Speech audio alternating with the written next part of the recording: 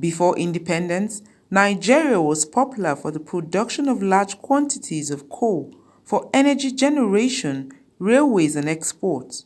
The export of columbi, tin, lead and zinc was also common. However, the discovery and emphasis of crude oil production in the 1970s led to a significant decline in the development of the solid mineral mining industry.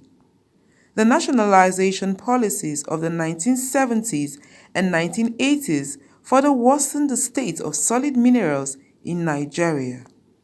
The federal government of Nigeria is continually improving the industry's regulatory framework to encourage private investment by signing an open government partnership in order to diversify the economy, hence the mobilizations of citizens by stakeholders to participate in the governance of extractive sector, particularly the solid minerals sector. And when President Buhari came into power in 2015, one thing that he promised was to reform the extractive sector, particularly the solid mineral sector, which is why there was a roadmap that was developed for the solid mineral sector.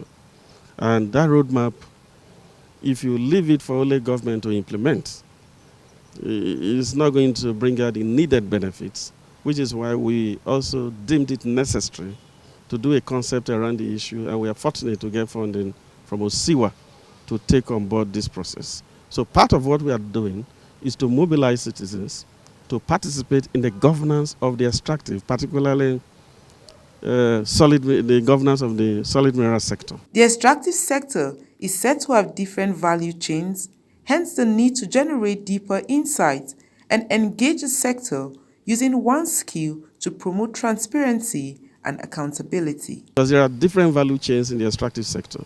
So if you look at the skills that you have, how do you apply it to the different areas? Applying it to the different areas will also promote some form of accountability, will promote some form of trust, especially now that government have signed up to the Open Government Partnership. Open Government Partnership says co-creation, co-create things between government and citizens. So if citizens and government begins to work together, there will be openness, there will be a regime of transparency and accountability, which is what this nation needs now.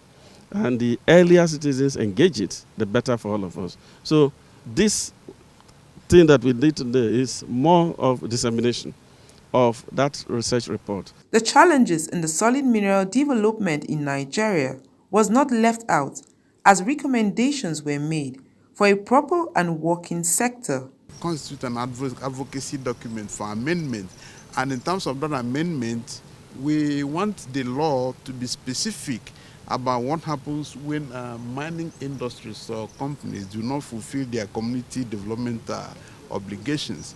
The law ought to be amended, and in relation with labor law, in terms of what happens, in terms of gender-related issues, work environment of women in the mines, how mine work relate with children. Also, there are issues related with the environment.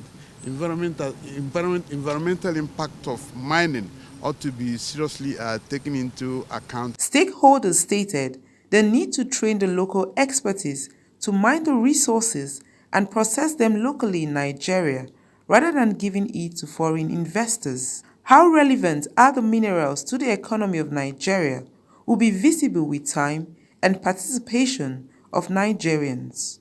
Mavis Ako, Captain TV News, Abuja.